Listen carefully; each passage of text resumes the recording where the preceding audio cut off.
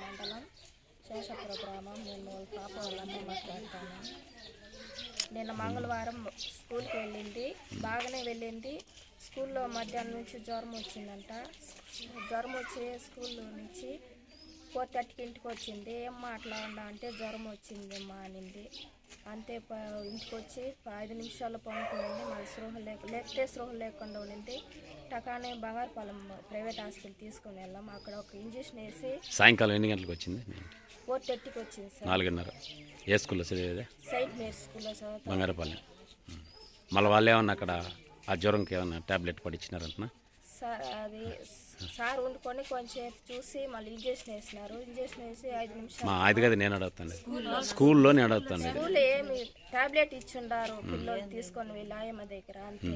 ఇంకేం మాకు టీచర్లు కూడా ఏమి ఇన్ఫర్మేషన్ వేయలేదు. ఇంటికి వచ్చి మీ పాప చెప్పింది ఆ టాబ్లెట్ ఇచ్చినారని? టాబ్లెట్ ఇచ్చినారని చెప్పలేదు, చిన్న పాప చెప్పింది టాబ్లెట్ ఇచ్చినారమ్మా అని. మళ్ళీ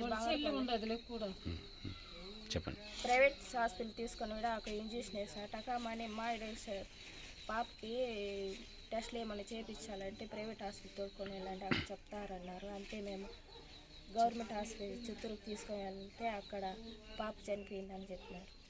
ఇక్కడ బంగారపాలెంలో స్పృహ ఉన్నిందా డాక్టర్కి వెళ్ళినప్పుడు? లేదు సార్, ఇంట్లోనే స్పృహ కోల్పోయింది.